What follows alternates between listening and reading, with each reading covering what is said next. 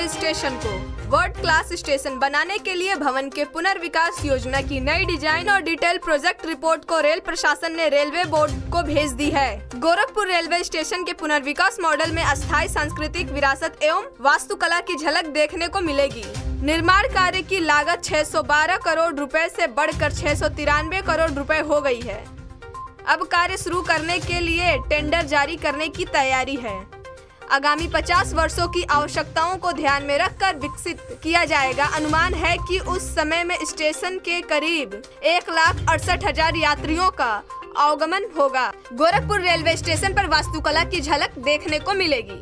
यात्रियों की सुविधा बढ़ाने के लिए रेलवे निरंतर प्रयास कर रहा है और इसी क्रम में अमृत भारत स्टेशन स्कीम के अंतर्गत कुछ स्टेशनों को डेवलप किया जा रहा है।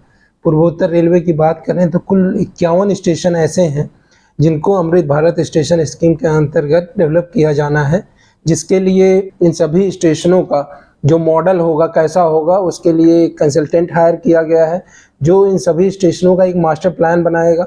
स्टेशन कैसा दिखेगा, आने वाले वर्षों की जो आवश्यकताएं हैं उनकी पूर्ति करने वाला है मास्टर प्लान होगा, जिसमें अभी क्या काम होंगे ये भी दर्शाए गए हैं और फ्यूचर क्या स्कोप रहेगा वो भी दर्शाया जाएगा।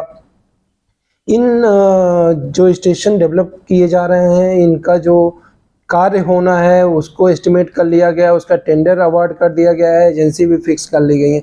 यह काम प्रायोरिटी के आधार पर रेलवे कर रही है। 51 स्टेशनों में डिवीज़न वाइज बात करें तो लखनऊ डिवीज़न के जो है 19 स्टेशन हैं, इज्जत नगर डिवीज़न के 17 स्टेशन और बनारस डिवीज़न के 15 रेलवे स्टेशन हैं जो इसके अंतर्गत चिन्हित किए गए हैं।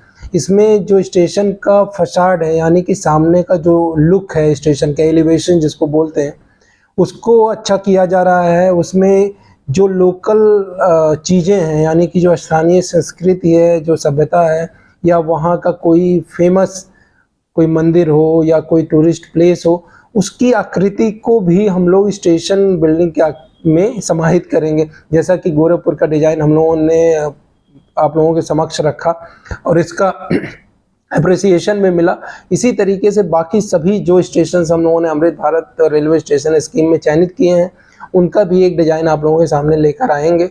इन स्टेशनों के बन जाने से जो यात्री हैं उनको उत्कृष्ट सुविधाएँ मिलेंगी, जो सर्कुलेटिंग एरिया है वो और बेहतर करेंगे। जन प्रसाधन केंद्र यानी कि जन सुविधा केंद्र बनाएंगे सभी स्टेशनों पर वाइड एफओवी बनाएंगे सो दैट कि फ्यूचर में उसको एज ए रूफ प्लाजा भी यूज किया जा सके। जो स्टेशन का कॉमर्शियल यूटिलाइजेशन है वो कैसे और बढ़ाया जा सकता है उसकी भी प्लानिंग इसके साथ की जा रही है। तो स्टेशन पे सभी प्रकार की सेपरेट एंट्री एग्जिट की सुविधाएं होंगी। तो जैसा लगातार मांग बढ़ रही है और स्टेशनों पे फुटफॉल जिस तरीके से बढ़ा है उसको ध्यान में रखते हुए और आने वाले सालों को अगले 50 सालों को ध्यान में रखते हुए ये सभी स्कीम चलाई जा रही है और इस पर शीघ्र ही हर जगह काम होता आप लोगों को दिखाई देगा। इसमें पूर्वोत्तर रेलवे के सभी प्रमुख स्टेशन इसमें सम्मिलित हैं।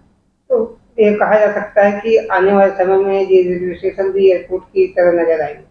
निश्चित रूप से जो हमारे बड़े स्टेशन हैं जैसा कि हम लोगों ने बनारस रेलवे स्टेशन जिसको पहले मरवाडी के नाम से जाना जाता था उसको हम लोगों ने डेवलप किया एक बड़े स्टेशन के रूप में, जो जहां का कनकोर्स इतना अच्छा है उसकी प्रशंसा सभी तरह के लोग कर चुके हैं जो स्टेशन पे आए हैं। इवन फिल्म की शूटिंग भी उस स्टेशन पे हो चुकी है। उसके अतिरिक्त हम लोग गोमती नगर स्टेशन का पुनर्विकास कर रहे हैं। हमारे स्टेशनों को एक अच्छा स्वरूप दिया जा रहा है। गोरखपुर रेलवे स्टेशन के लिए हम लोग बहुत ही जल्द टेंडर इनवाइट करने वाले हैं, जिसके बाद जो स्वरूप हम लोगों ने आप लोगों को दिखाया है वैसा दिखेगा गोरखपुर स्टेशन। बाकी स्टेशन भी जो अमृत भारत स्टेशन स्कीम के अंतर्गत चयनित हैं उसका भी हम लोग मॉडल लेकर आपके सामने आएंगे।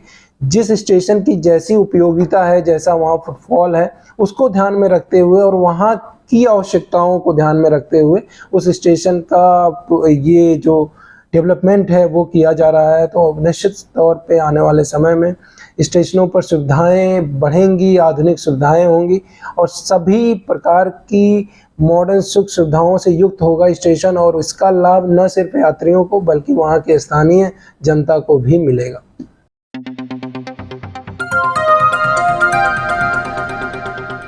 बजाओ जरा झूम के बजाओ, बजाओ बजाओ जरा झूम के बजाओ।